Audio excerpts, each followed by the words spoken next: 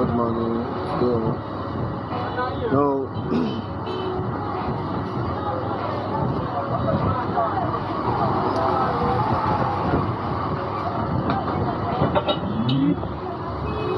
Music.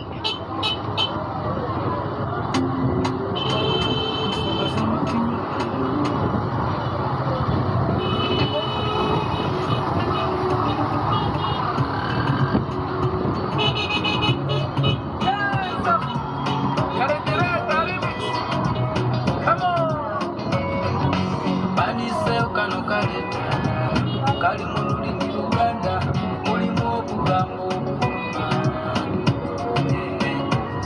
Nalina kwagala dokupeta, sagamba nga nedda, kati kenkufunye nze sirina.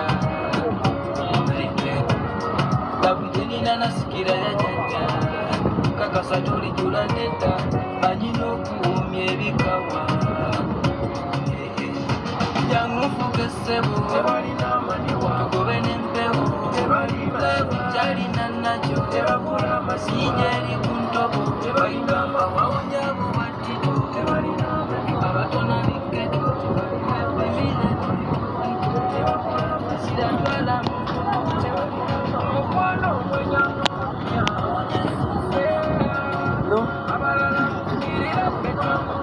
We start with the topic titled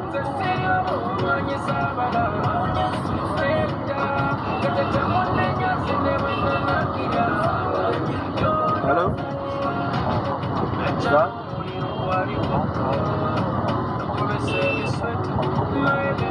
For wait till now 500, that's in a small thing that for black leather and 500 go give him. Leave him now, make the car and come back. Which kind of nonsense be that now? Tell him make the car and come back. Now 500, that's in a for black leather, now black leather, 500 naira. No be na wetin you go put am. You go put am for where they put the food. You go stand there.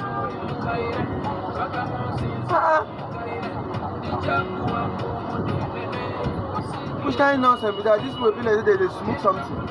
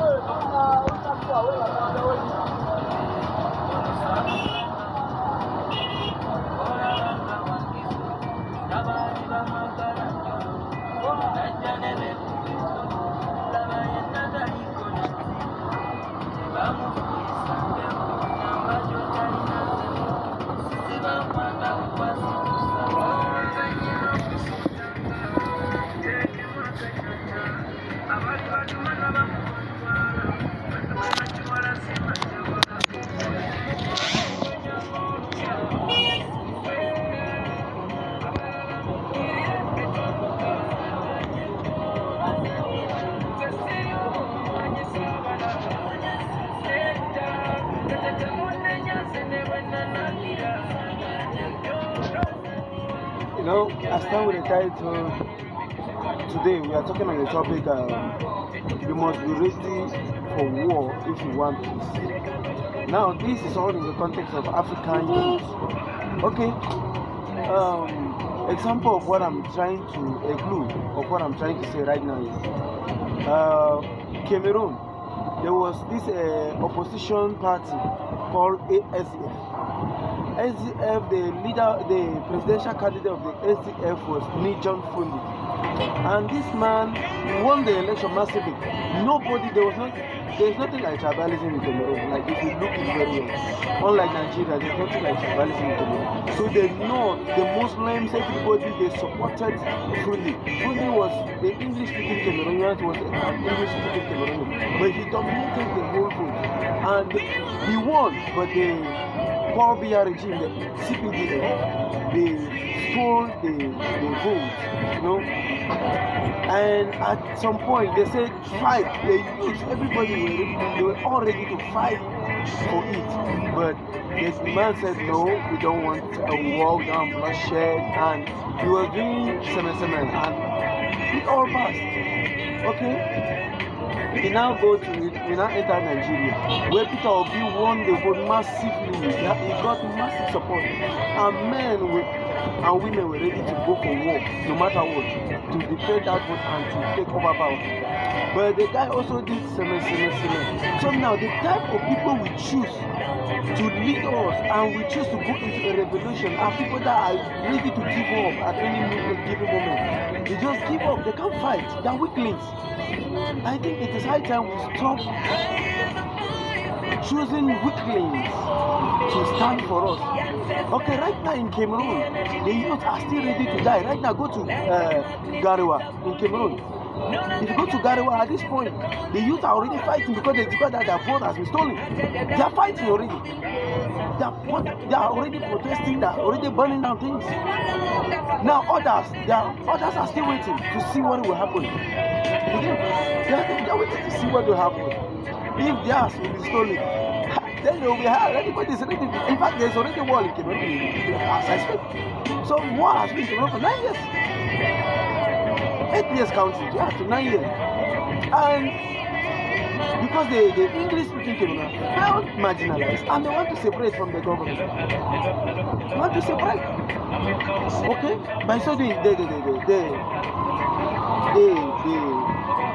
the presidential candidate, the opposition, the popular presidential candidate, the opposition is Issa Chiroma, which is a Muslim from the far north. Okay, now which means the North will not accept this nonsense. Trust our brothers, Muslims. Hausa, they know they agree. Our Muslim brothers, Hausas, they know they agree to nonsense. You understand? So at this point, war will break out. They are ready for anything.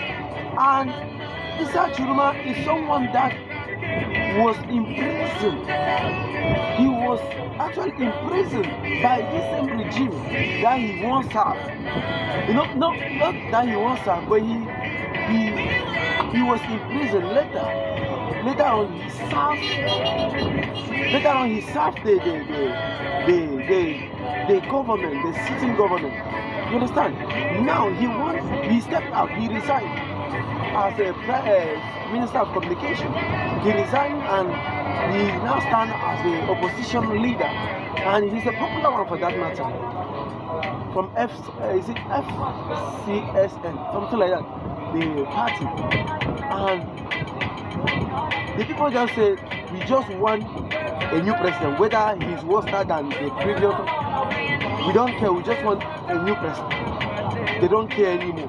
So because the people want a new president, and the man in question that they have now chosen that, okay, you be the new president. Let us experience a new president. Not one president for 40-something years. I want to go for half a decade. Because if you run again, that is half a decade. 50 years.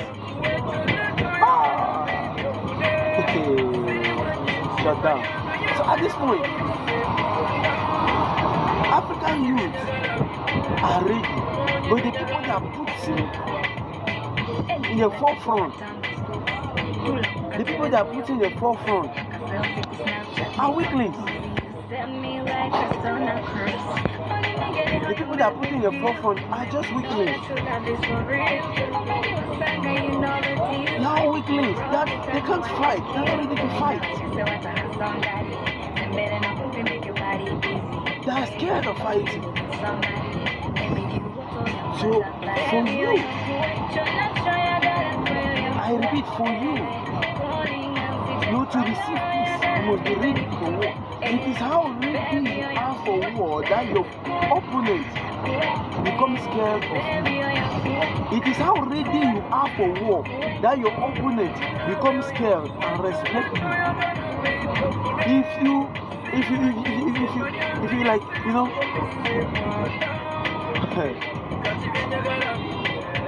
welcome to the life, Abba. Welcome, Happy Rock. Welcome. If you want to join the live session, let me bring you up. If you wish to join the live session, let me bring you up. We are talking about being ready for war, so you can find peace. You can only find peace when you are ready for war. So that is it. So at this point, we as African youth, we really need to stand and fight for our rights. Not with words, but with actions. In Cameroon right now, as we speak.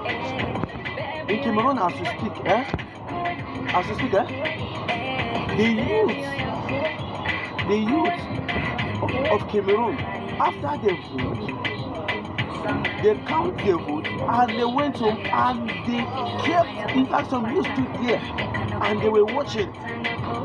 And when the sitting government sent boys to come and break the things and change the result, they catch those people. They catch them red-handed. That is how red we ought to be. Look like in Madagascar, the French puppet that was there has fled to France to his puppet master. He fled because the youth were ready and the soldiers have taken off.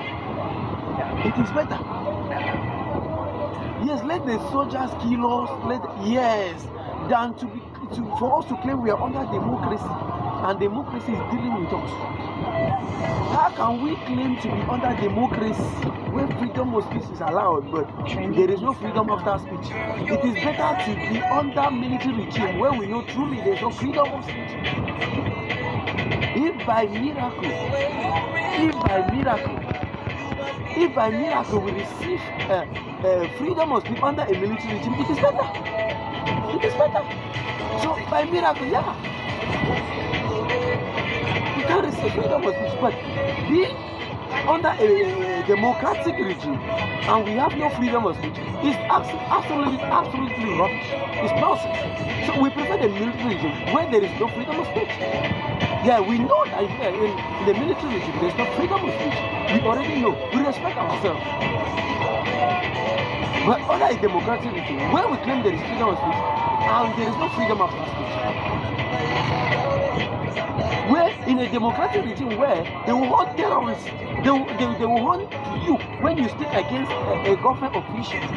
But a terrorist will be flopping guns and weapons around and nothing will happen. They cannot track. But meanwhile, when you talk, they track you. When you talk, they track you. You that it's harmless. You got nothing to do with anybody. You just always speak the truth. Just because it's public. And they are hunting you up and down. But a terrorist is here. They are doing nothing. They are even doing amnesty. Nigeria is messed up. The youth of Nigeria, we need to stop talking and focus on action. We must focus on action. If not, we are doomed. We are doomed. How don't finish? We don't finish with this country. Can you imagine the whole government negotiating with terrorists? Negotiation up and down, but meanwhile Nnamdi Kanu is agitating. He have a cause, we have what he's fighting for. And you lock him up, and there's no dialogue. There's no negotiation. But you are negotiating with terrorists. People that have killed soldiers, police, Christians, Muslims, everybody has been affected by them. And we are doomed in this country. Like, we are really doomed. If we don't stand up at this point to fight, we are gone. We ought to rise up and fight for instance, all they know is to tax us. They already say by next year, if person dash you 5K, you go pay tax for that 5K, then dash you. Once you enter your account, now this dancing guy collect 10K, government will cut their own percentage for most. Just imagine, before bank their own tax wey dem dey cut. That means 10K at the end of the month, 10K for your bank account don disappear. Is it normal? It doesn't make sense. So the area, okay, they are implementing tax. The government wants to implement tax. They are implementing tax. That what then? What are you giving the people? Do you really deserve this tax? What are you giving the people? What have you given the people that you want to tax them? Nothing, no job, nothing. And you want to tax them? We must stand. We must stand. The earlier we stand now, the better. We must start holding them accountable. Okay. The other idiot that they wanted to hold on for accountability on harassing, the man said you are too small.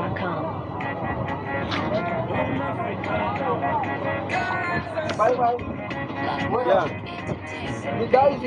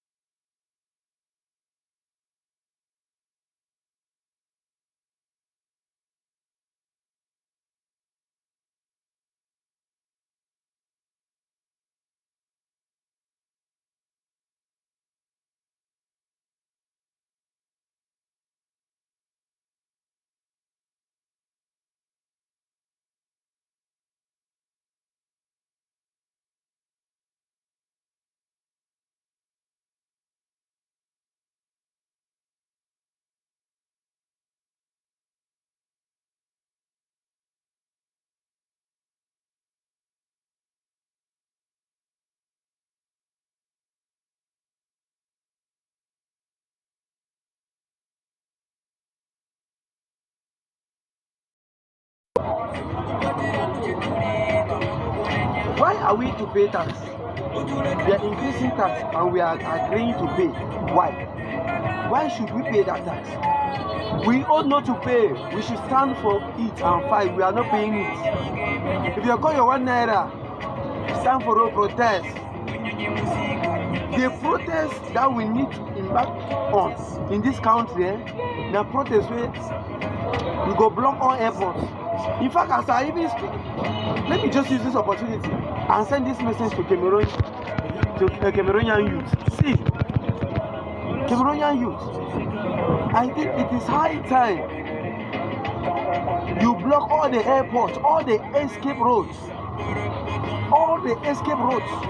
block it. If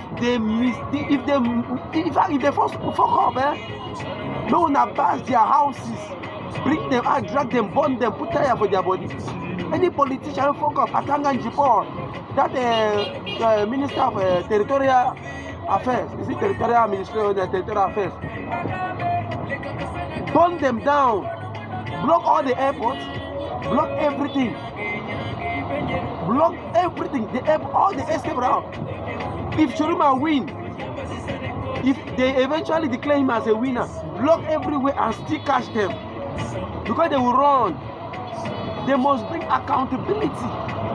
They must bring the full accountability of what they have been doing. If not, they burn them alive, keep them jungle justice. These people have killed so many people because of their greed. They have killed too much people because of greed.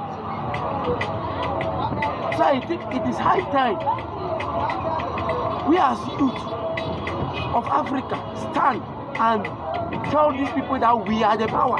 They say power belongs to the people, not to the government. Power belongs to the government when you commit a crime. Yes, it belongs to them. But when they are the one committing crime, the power belongs to the people. We want to deal with them once and for all. Block the airport, Cameroonian youth. Block the airports. Block the seaports. Block every form of escape. All the borders.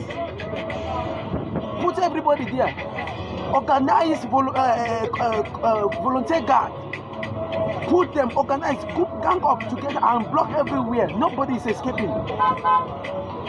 Whether Chiruma wins or not. Protest. Burn their houses. The officials. The Minister of Communication, Prime Minister, Secretary of State. Deal with them. capture them and burn them alive. This thing is too much. Burn them alive. Block everywhere and burn them alive. Any protest that will happen in Nigeria, this is the same thing we need to implement. We need to block all the airports, the seaports, every way of escape, the borders, and capture all the protesters ought to go to their government houses, to their homes, capture them and burn them alive. Yes. That is what this country needs. That is what Africa needs. Look at Madagascar. What is the difference between Madagascar and us? What's the difference between Madagascar and Nigeria? What's the difference between Madagascar and Cameroon? What's the difference? We ought to stand and fight for this. If we don't do it, we will face the consequences. We'll cry very big cry. Yes, that tax reform, we go pay that tax and nothing will happen. They go embezzle and they go shop, send their children to the best university. Any politician that send his or her daughter or her son out, or his son out, or to be stoned to death. We just need to capture such a politician and stone him to death. As a politician, you are not supposed to go out to treat yourself. You are not supposed to send your son or your daughter out for education. Yes, these are some constitutional reforms that we need to do. We need to do some constitutional reform on things like this. How is that possible? That as a politician, you have to put to govern the citizens, and you, instead for you to govern and show good governance, you carry your children, send abroad for education, and you are embezzling money and funding their lifestyle in abroad. Does that even make sense? Is that acceptable? It's not acceptable. What nonsense. It's not acceptable. It's not acceptable. We don't accept such. Such things is not acceptable here. Such things is not acceptable. If we as African youth, we start accepting such rubbish, we are not ready in it. We will still be craving to go to America and being forced and beaten by American police and be deported back to Africa. They will carry you and bring you to Egypt as a Nigerian. They will carry you and bring you to Pakistan as a Nigerian, and you will find your way from there. They forcefully send you there just for you to get out from their country. And we instead for us to stand and fight and defend and make our country, America fought for their country to be the way it is. How far would they fight for our own country to be the way it is? No, we are just there. I don't want peace. People that want to go and fight. I love my life. You love your life. You love your life, Abi. Don't worry. Don't cry very big cry. Keep on loving your life. You love your life. Dangote trailer, that life you love, I'm like, you Dangote trailer and kill you. Nothing happened. There was nobody to stand. That life where they put a Dangote trailer and grana. It's high time you have sense. It's high time you have sense in this country. If not, okay. If not, you go cry very big cry. Imagine. Thank you. I already passed the message I want to pass.